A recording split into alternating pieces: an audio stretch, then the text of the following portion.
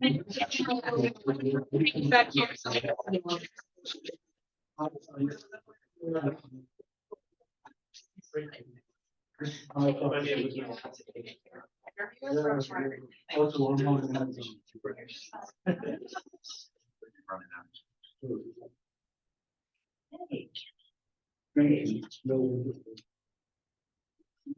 Okay, everybody ready? Hey. Wonderful. Yeah, glad you all could make it today. Thanks for joining us.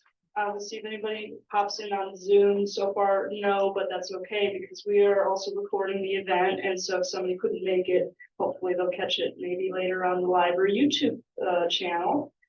So welcome. I'm Lillian with the library and I arrange events for the grown-ups. And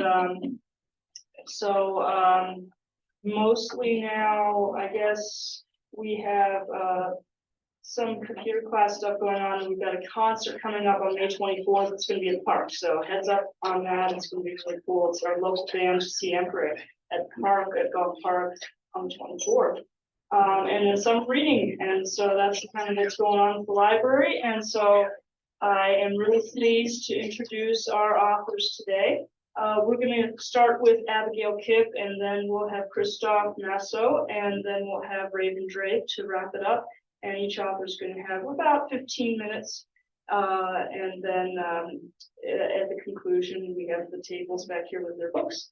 So let's welcome Abigail, who is a poet and also our children's librarian here at the library.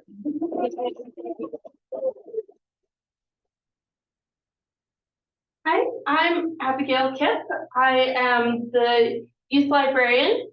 I'm really bad at this, so I'm going to start shaking uncontrollably. I'm fine. It's not a problem. It's just involuntary, so sorry. I have a master's in library science and a master's in poetry from Sarah Lawrence. I published my first book. I considered it a life piece, but my publisher considered it about abuse. So yeah, I guess the darker side of life, I guess. So I'm just gonna jump right in and start reading. And I'm gonna start with, from the end of the book, Demands for My Rapist. Acquire a dictionary. Words are too simple to explain what happened. Access every part of you. After rape, it's all gone. Become religious. If you have answers to your holes, you won't fill them by ripping open others. Beg forgiveness for eternity, like I begged you to stop. Count the stars. You don't know how lucky you are, they only discharged you. Collect something meaningful to you. You might have to show something off other than scars. De-escalate your temper. Carol's caterpillar was right.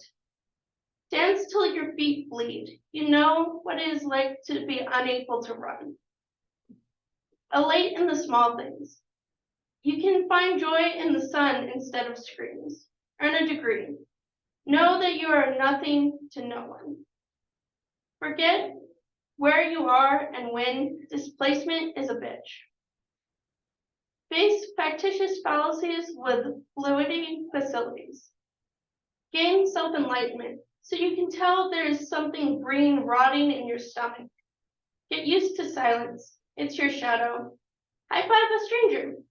That'll be the only intimacy you'll ever receive. Hang from the hanging tree. You may not have murdered 3, but you and I, wish we were dead. Imagine that everyone is laughing at you. Know what it is like to feel like nothing can be trusted. Identify yourself to everyone. It's part of your legal duty. Jump off a bridge, so when you know how to lose your body and have your mind betray you. Join a support group. See how isolating it is to have everyone talk about the same thing. Keep silent for a week. You can scream and have no one help you. Kiss the feet of the innocent. Maybe it will make you whole. Let go, forget, use alcohol. Even in sleeplessness, I can't. Labor under the idea that you can be saved, just so you can be rejected. Meet someone special. They can tear your paper walls and make you bleed. Mandate the magic and madness match mechanically. Never admit what you did. They won't believe you. I tried. Never move. Nade and move in record time. You'll always feel naked and exposed. Open Facebook. Delete it. I can't believe you would think I would want to hear from you.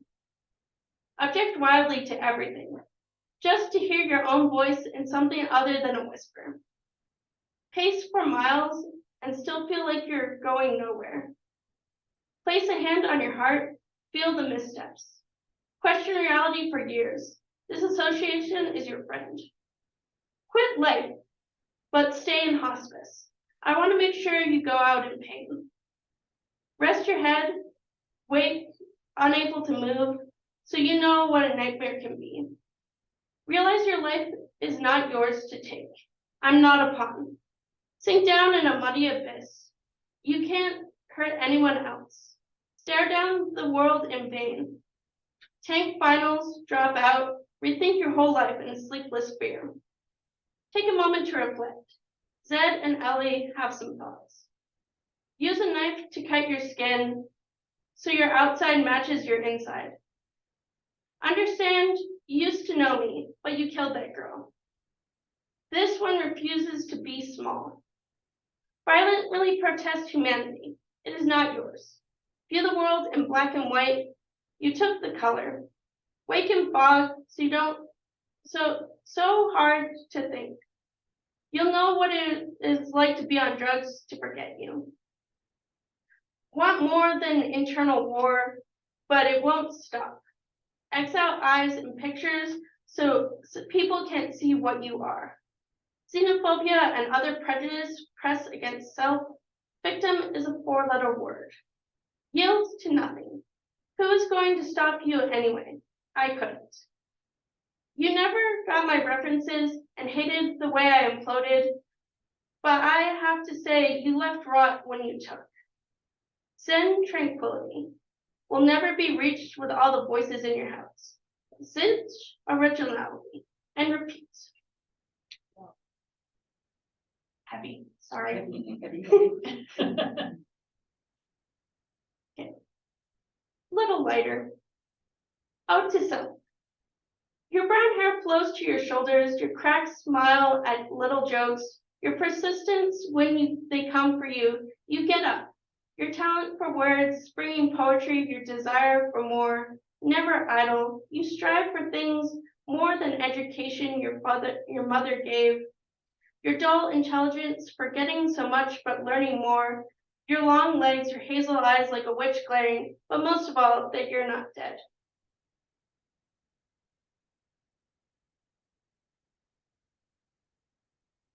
March 12, 2020.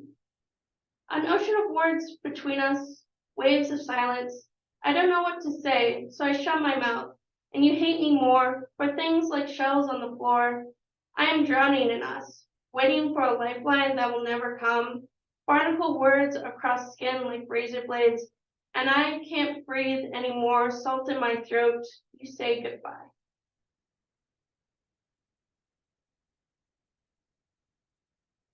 Your soft skin freaks me out. My scars have cracks, my skin blisters. I hurt from past attempts, failure at failing. But you work hardest of all, just to fit into this planet, and yet your skin is untouched. Waking up. She's made aware of the heart monitor and its steady march forward, and its fight she couldn't manage. She wanted to be free, wanted more, never good enough, a constant beep in her mind. The stitches pull and hurt, and not as much as the stairs. They know you can't even get this right, a failure at failing. She picked herself up, the heart monitor knew better. It can't move on, go past all the lying smiles. It doesn't need a push, blank faces, push meds. She needed to heal with a razor blade. Guiding it slowly, she watched the rubies fall between puckered towers. It stained and as it glided down and shattered on the floor. but the only thing she could alter was her freedom. She will be chained to fake smiles and the heart monitor and its incessant beating. I feel I am a downer. I'm sorry. But I'm gonna keep going. Paint. You made me a masterpiece, and then started picking at the edges, peeling back paint, left chips under your nails, and asked why I was something to stare at on your body like a bruise, and then you peeled and peeled till I was naked, or honest, or exposed, or lied to. You took something and changed nothing at all, whispered between us like the sun has fallen. You picked and I screamed, peeled and I denied, and now you smile, stroke my hair, and whisper that I am something worth staring at, now that all my paint is you.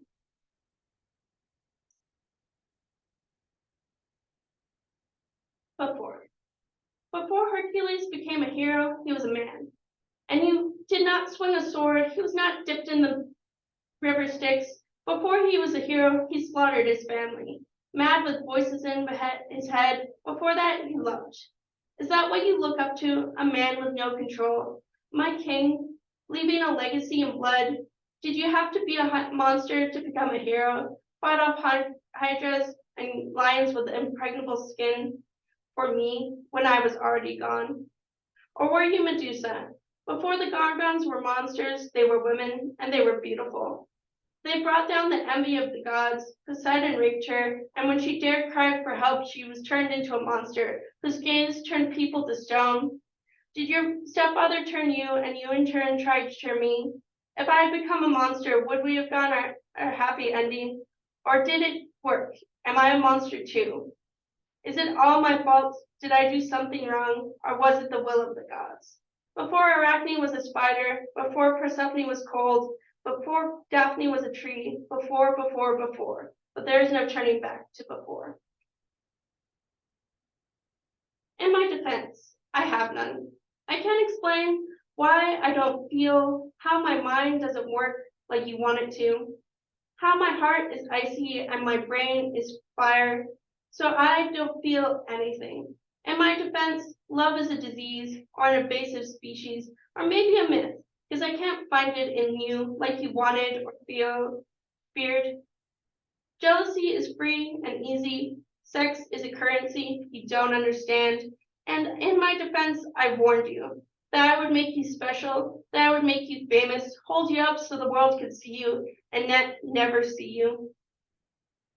But you didn't believe me, wanted to curl up in the dark together, can't breathe in black voids, can't write in blood anymore, so I left 2 months in. In my defense, I have none. I wanted to be, but couldn't. Sita did nothing wrong. Tormented every day for years, her husband wandered towards her. She was strong. She fought. Her love pushed her forward till he came and said she was a slut, who would sleep with a monster, used her, disowned her, pushed her through fire, and still it was not enough. So as strong as she was, she left. Twins in her womb and nothing less. She left without to escape men and the ways of distrust and was happy. Myths. There's an African myth where humans had 2 heads, 4 arms, 4 legs, but we were too powerful, so God separated us. We're looking for each other, that's what I thought with my king, and then he raped me. Anubis is the god of the underworld. With Ammit, he judges the dead. Anubis is able to judge without bias, which is an inhuman trait.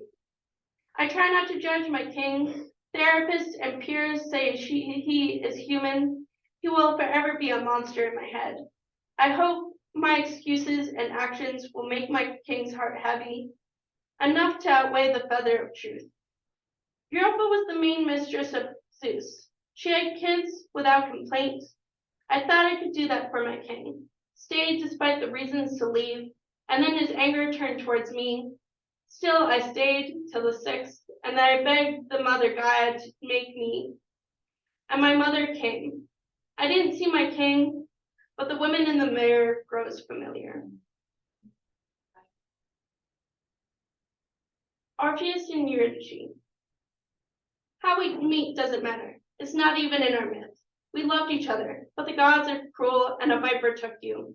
I went to the underworld, past Cerberus, paid the ferryman, wooed the daughter of the god of harvest. Greeks say the souls are doomed to torment. Paused for my song. Persephone persuaded Hades, and off we went. The silence too great, I strummed my lyre, knowing my love would follow me. And the darkness turned gray, I turned, joy overflowing in my eyes, but you were not out of the dark. The gods took you back on a technicality, and I know gods don't let love last.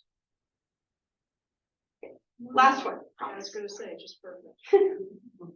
I wrote you because I don't know how to say so much. Slipping through our hands, they say bruises fade, but I don't want them to. Just like I thought we were, but you moved on, my king, and I'm stuck 16, held in your arms. I write about you because you are my breath, the muscle that beats my heart. And I don't know what to say because you're gone, and I'm here forever writing about you. So thank you, Julie.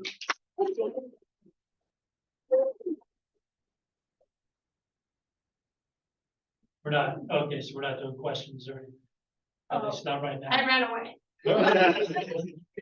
Yeah, well, you don't have to, but After each person, I suppose, yeah. I'm just wondering if we have time to do that. Or Yeah, we have. if that's time. Okay, cool. If anybody have any questions. All right. Sure. Or later. Yeah. I wasn't trying to force that. I was just curious if I should expect any. All right. Tell me if I'm standing in the right place. Yes, you are good. Okay, cool. Well, first, my name is Christophe Maso, and I want to say thanks to the library, Silver City Public Library, for inviting all of us to come and read our stuff today. It's always a pleasure, especially being able to read in libraries, because I don't know about you all, but I absolutely love libraries, like from being a kid. And even today, my wife is awesome. She almost refuses to buy books, which I guess I should hate, but she she's like, no, there's so much you can check out at libraries and so many resources. Thank you very much for that. And also meeting Abigail and Raven. I've known, I think, spoken to both of y'all for like 10 minutes or so. Already, I love them both. I think they're awesome people. So thanks for bringing us together for that as well. So this is my very first novella, published novella, not my first work, because I have some short stories published, but Scream of the Butterfly. This was published by an independent publisher in May of last year. And it is about it's best, I guess, if you have to put it in a genre, it'd best be described as contemporary Southern Gothic, with a little bit of supernatural thrown in. A lot of people use the word horror, but I hate using that word. Like one of my favorite authors, Caitlin Kiernan, kind of says the same thing. She's like, well, horror is an emotion, and a book should have more than one emotion. So for that reason, yeah, but by the same token, understand it kind of makes it easier for people to understand, what to expect. And as far as that goes too, trigger warnings. I want to tell you, see my name on a book, you should consider that a trigger warning right off. This one definitely has deals with a lot of dark subjects very directly and frankly, if not necessarily graphically, because I wasn't going for extremism or goriness or anything, but it deals with things like sexual abuse, with gun violence, with black magic. I mean, there's just things in here that'll definitely trigger you if you're easy to trigger. So be warned. The book is about it's told in first person by the main character, a young man named James Laurent, who's from North Carolina. And his father is probably going to be the next governor of North Carolina.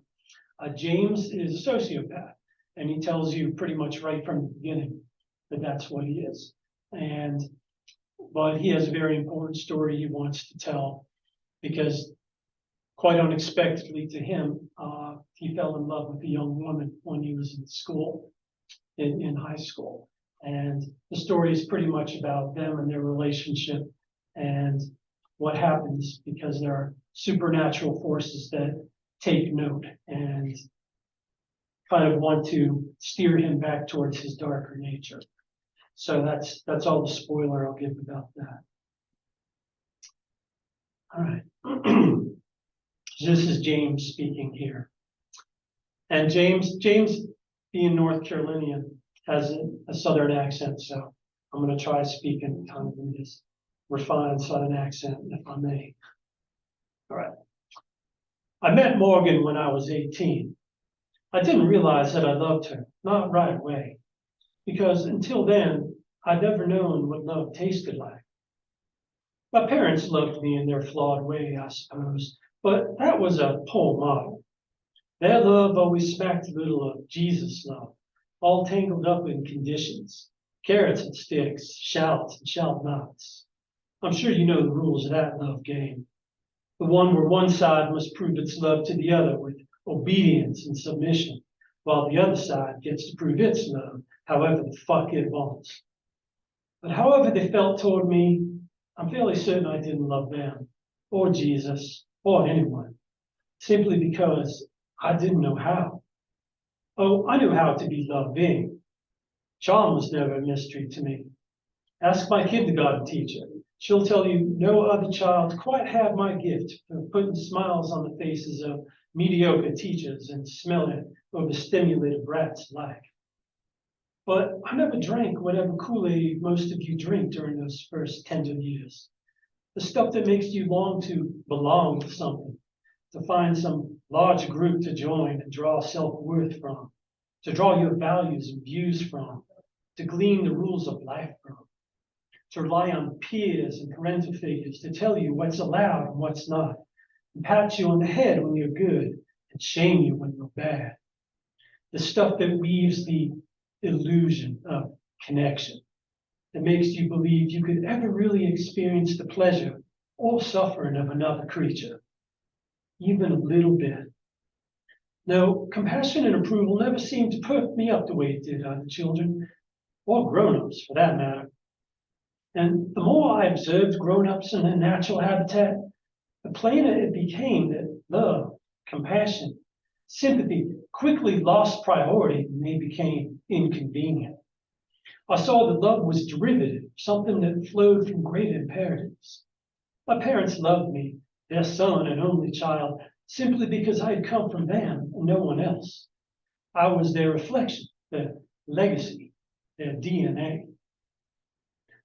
Our job's to work tirelessly to build a better tomorrow for our children, I once overheard my father tell a circle of drunken, chortling political supporters at a fundraiser. But more importantly, to make sure they're the ones who pay the bill. That was my understanding of love, rendered down to the bones. A kind of abstract graciousness, disguised as a gift, always accompanied by a bill. But every generation has their own bills to pay and their own bills to pass on. And I wasn't unhappy with the parents I got, quite the opposite, in fact. Their social position and political ambitions helped carve out a unique niche for me in my high school social ecosystem. For 4 years, I prowled the halls of Cabinetsville High as a species unto myself, removed from and above the natural hierarchy, a member emeritus of every teen tribe and clique. Like my father, the hail fellow well-met, would-be governor of North Carolina, I devoted my talents to accumulating gratitude and esteem by way of solving people's problems. The academics there were a joke, of course. I could have graduated in the middle of my sophomore year had I been so inclined, but where was the fun in that? Harvard wasn't going anywhere. The human heart is a beautiful instrument, and I was having a wonderful time perfecting my plan. My teachers all loved me from the beginning, and why not? I got straight A's, and adults were always the easiest to charm. The older naturally seek approval from the younger. That's what makes them feel current. relevant. Some loved me even more. I seduced two of my teachers by the time high school was over, and I confess, with the exception of the sex itself, I took the greatest pleasure in making both of them believe it had been their idea. Beginning of my freshman year, I established myself among discreet circles as a modest drug dealer. I was careful not to present any competition for the school's big boy players, but I specialized in finding more exotic, boutique products, hashish, designer MDMA, DMT for the truly adventurous. I once even procured a rare, particularly effective brand of GHB, the trusty date rape drug, for a fellow student, though I later regretted it. Long story short, I sold Revis Winters, the second string tackle on the football team, 4 grams of the stuff from a private lab for $500, no questions asked. A week later, rumors started going around the school about him getting it on at a party with the doe-eyed freshman, Natalie McGrath. Football player screws girl. Not exactly breaking news, I know. But Natalie didn't even remember the party, according to her friends. I watched her in the school cafeteria during lunch, eating off by herself, quarantining herself from her friends, trying to hide her tears. I don't know what I felt, except that I felt like an asshole, and I cursed myself for being a complete idiot. It had fed my ego to be able to say I provided such a rare commodity to a buyer, but at the end of the day, all I'd really done was sell the means to commit rape to a drooling jock. What did I thought was going to happen? As a matter of private penance, I vowed never to sell date rape drugs again. And I set Revis's wretched sharecropper shack of a house on fire one night while he and his family were sleeping inside. The shithole flamed up like a pile of October leaves. One of his brothers succumbed to smoke inhalation and died. Revis himself survived, as fate would have it, bitch fate can be. But half his body was left covered in third-degree burns, and his offending sex organs were left charred well beyond any future offense. All's well that ends well, and I left my freshman year older and wiser. In my sophomore year, I extended my clandestine repertoire beyond recreational drugs into the realm of academic cheat. For the right price, I could guarantee you a decent grade in anything, a paper, a test, a lab, an entire course in extreme cases, and so help keep you out of your summer school, or on a team, or in the running for your first choice college. My social web grew by degrees of magnitude, and my social influence grew in proportion. The students loved me, the faculty loved me. My repertoire expanded into the social realm. If you needed an introduction, some good grapevine press, someone of note to champion your cause, I could make it happen. If you had a problem with someone, a teacher, a bully, an ex that needed smoothing over, I could make that happen too. Hell, if you just needed a friend for a day, a reason to look in the mirror and not hate what you saw, I could do that all day, free of charge. That was my greatest magic, getting into your heart and plucking the strings. You couldn't help but love me. Machiavelli wrote that it's better for a prince to be feared than loved, but he was a fucking idiot. Being feared might make your dick hard, for a little while at least, but it's only love that can make people rethink any stance, cross any moral line. And that's what it's all about, really, dissolving boundaries. There's nothing more seductive than seduction once you get the hang. And if I wanted to, I could also make you loathe what you saw in the mirror. I'll never forget Greg Ames, the awkward, pimply, persistent freshman who asked me one too many times if I could get him explosives or automatic weapons. After his third request, I considered just shrugging him off, as I had with this first and second. But Greg was unusual. There was something about him I couldn't quite size up, and that concerned me, because sizing people up was usually as effortlessly for me as drinking water.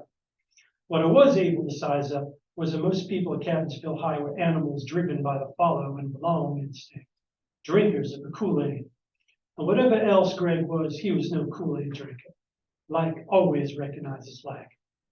This was years before Columbine, mind you, but even without a precedent school massacre, I preferred to err on the side of caution. Greg's life wasn't worth risking Captansville High becoming the scene of a mass murder. CHS was my territory, my playground. not his or anyone else's. So it didn't take much for me to turn Greg's violent urges inward, fill his impressionable head with thoughts of self-hate, tragic fame, and enduring vengeance upon his demanding father. And so that same year, he blew his head off at home with his father's 12 gauge. And in so doing, perhaps did all of us a huge favor. Cruelty for its own sake had never been my thing. I didn't particularly relish manipulating the poor kid to suicide, low-hanging fruit and all that. But I did breathe a quiet sigh of relief when I heard. And I must admit, it was just a little intoxicating, protecting my school from behind the scenes like a guardian fallen angel. I loved possessing CHS, and it loved me right back. I tell you all this about myself, not to boast, but rather to present some context. This is who and what I was when I met Morgan Shea, the girl I loved. Thank you.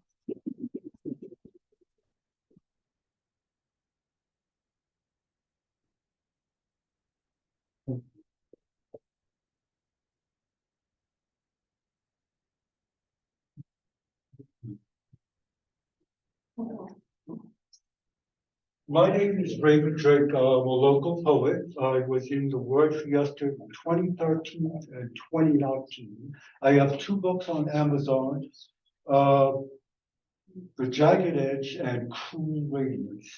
I also wrote for the Silver City Quarterly Review from 2015 to 2018. I started writing when I was 11 years old, and I got into poetry simply because I was interested in it as a form of invocation, as a spell. Otherwise, I never would have got into it. But this is called Towards Valhalla. Shining like the newly dead, before their shadows flee, a one-eyed god bound and bled, swung from a gallows tree.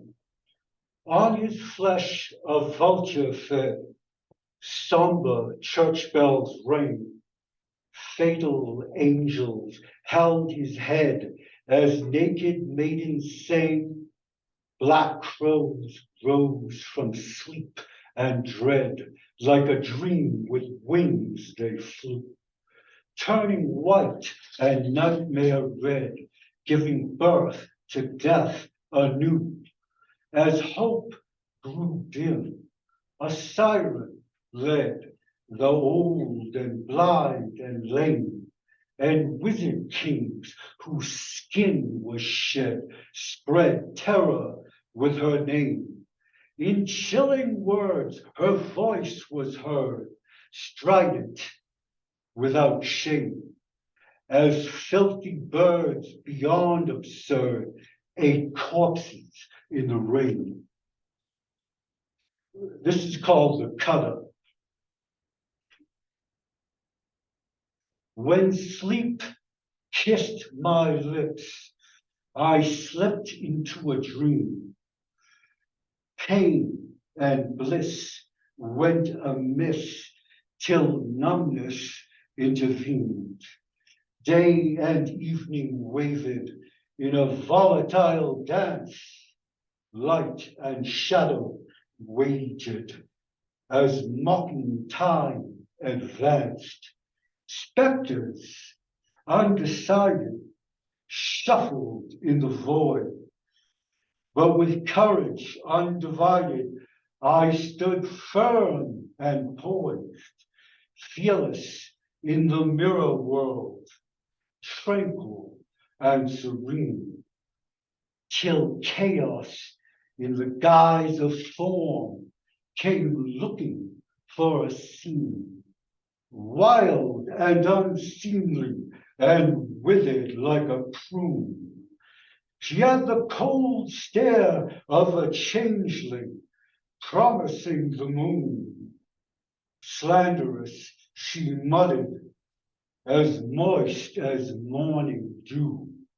A curse of ancient mothers, with future spells to brew. I jumped up, damp and screamed, felt something inside break.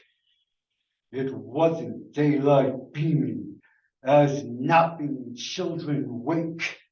It was the bitch of dreaded Bedlam, aroused from fatal trance, her sightless eye far and wide, piercing mortals with a glance.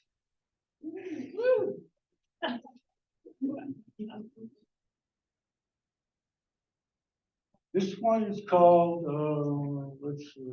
Uninvited Guests. In the mirror between ourselves, our shadows unperceived. Some slip off to somewhere else where phantoms are conceived, shapes without anatomies, haunting figures in relief. They twist and writhe in spectacles of torture and disease. Others, as solemn as the unborn, awaiting hearts and minds, were interrupted before taking form and are still hanging on the line. In a trance of reverie, I can hear the breaking chords, intermittent echoes of a reoccurring void. Like the undead never dying, they interfere in dreams.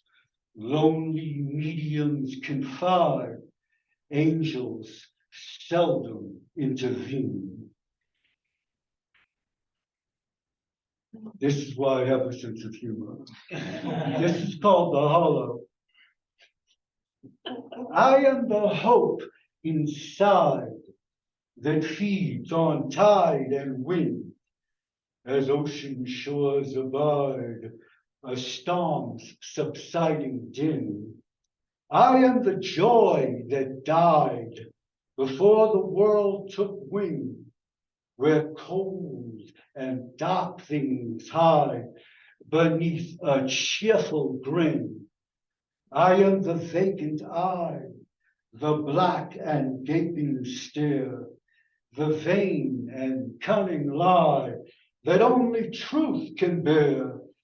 Where raging hearts surrender, I drop anchor there, as dying embers stir, and faith invokes despair. This is called Necromancer. I appear with the unbegotten in the hollows of the scene, a shadow of the soon forgotten. I enter through the dream, inhabiting the void in the source of germ and seed. I bring forth the undestroyed as time and space recede. In nightmares where the vanished dwell, in spells inciting ire, I swallow up a newborn hell, bound by wind and fire, snuffing out a sun or two as a galaxy expires. I take root in empty truth, with flesh as my attire, as ill-starred seers stutter and oracles retire. I awake the muted echoes in the ruins of desire. This is called dislocation. A tooth from a mouth, an eye from a socket, plucked in a drought, rot in a pocket, an empty space where a throat might have been, the call of a face, the trace of a chin, a clasp and a brace, fold like a grin, plot like a cake, great like a win. As a go meets a far, in the here and now, in the crease of a scar and the pleats of a brow. This is called untold. We are the unbegotten. We are the unassigned, redeemed from oblivion, kept out of mind. We are the great rotation, unfolding the sublime, an echo of obliteration, returning with the tides, unmarked by boundaries, before the birth of lines, inhabiting voided forms, unrevealed by signs, dissolving like a vision or a phantom of the blind. We are the soon forgotten in the reckonings of time. This one's called a fine frenzy. Oh, what? The word is born of wind and water, of winters white and long, the shape and form of ode and image, the air of breath and song, bending like a willow branch, casting wicked spells, twisting like a wounded tree, fed by holy wells, giving birth to magic verse, bound by hill and vale, burning like a fated curse, reversed by force of gale. The wind, the word, is born of craft and guile, of trickery and vice, of witchery and cunning wiles, of sage and wise advice, of rolling waves and winding vines, of guarded healing springs, of wild woods and blood-red wine, and the roar of beating winds. I'm having fun. This is called Mirage. Don't forget to tell me when I'm done. Where she's like a ghost. Is this the ghost within? Poking through my skin, crashing through a mask or two, rapping as I cringe. Is this the part that dreams? Is this the part that sings?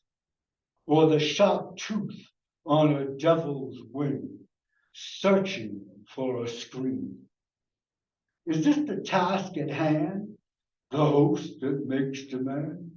Or some vagrant in a mirror world, too worn out to stand? I thought I was alone with this wind that bites my bone. My higher self, a drunken elf, too spaced out to foam. Is this my shadow on the run? Some hope without a home? Is this the love I dared to shun, or the God that I disown? I feel like dancing. 5 minutes.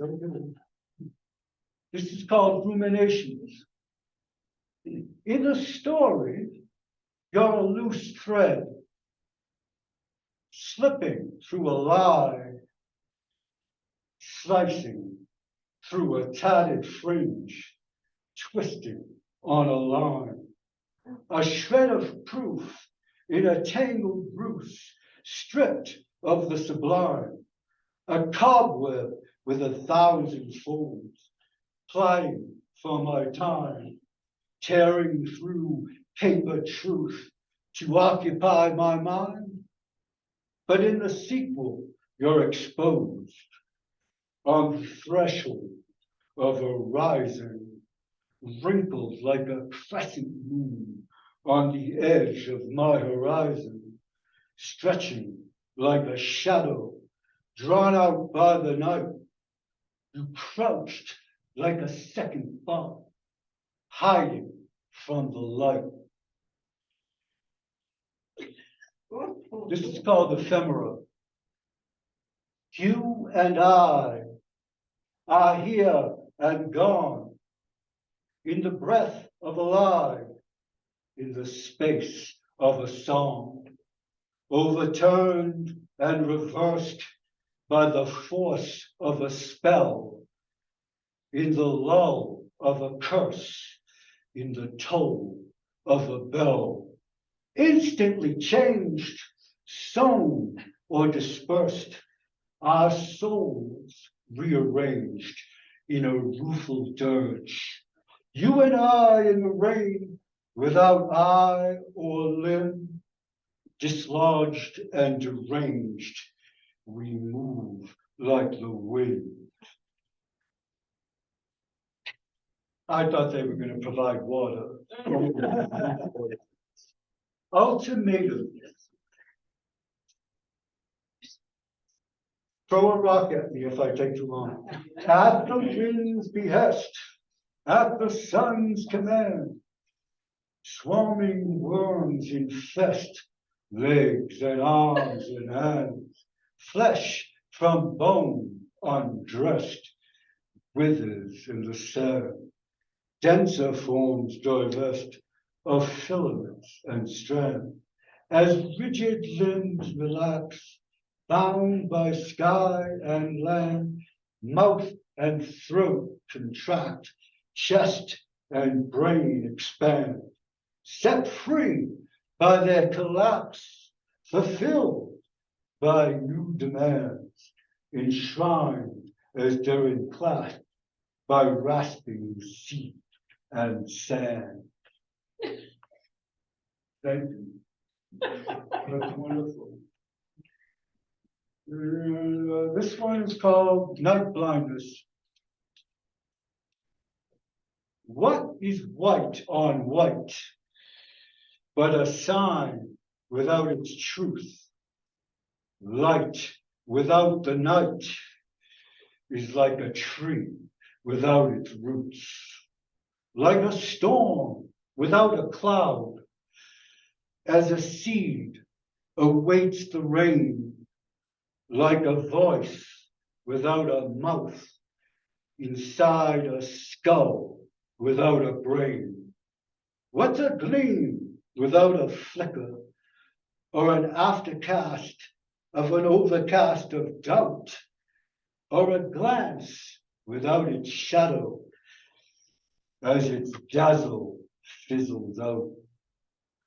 What's a gaze without a steely glare, in the blinding light of fame, or the glint of envy in the air for a grand and noble name? Like the moon that seeks the dusk to arouse the human heart, dawn without the dusk is like a flame without a spark. Very good. This is called Bewitched. I found you as I left you, thunderstruck and green, in a frenzy of imaginings where time and fate conceal, where fearless folly's glance causes lovers to careen. In the wind, shadows dance in the corner of a dream, like a whisper of providence or a glimpse of the unseen. Promises between us stir a calm but churning sea. You found me as I hoped you would, in the mist of moonlight's gleam, dauntless in the wild woods, where nothing's what it seems.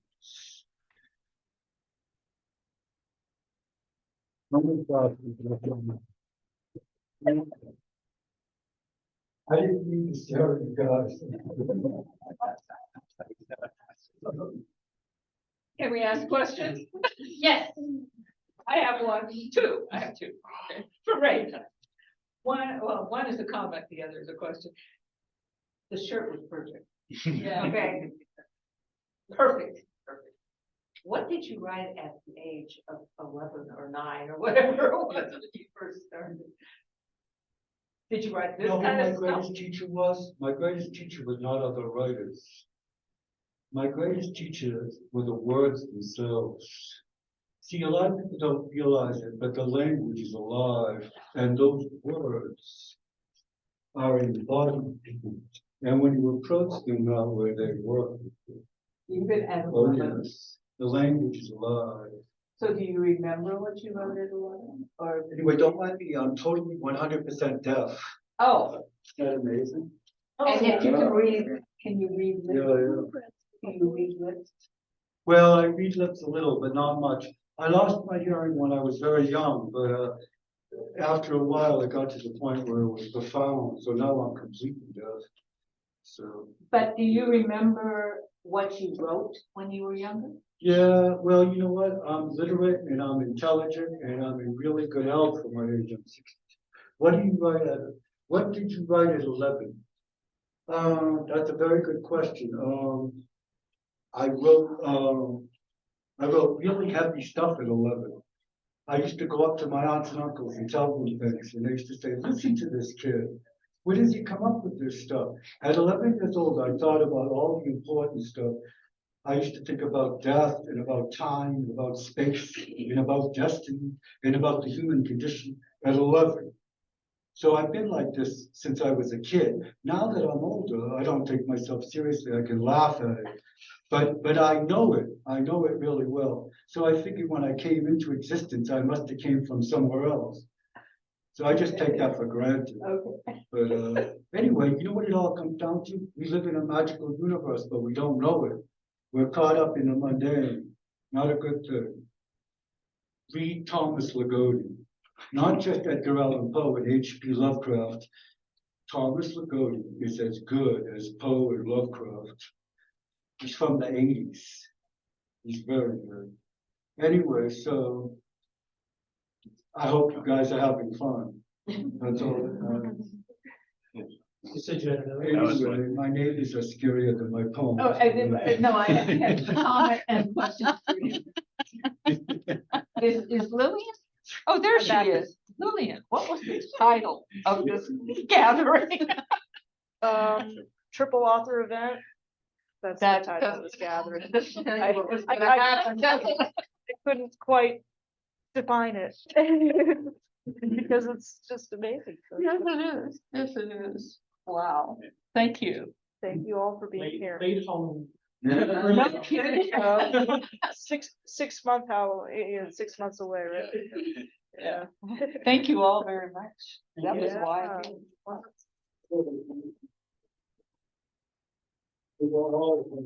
Abigail is an amazing. Yes.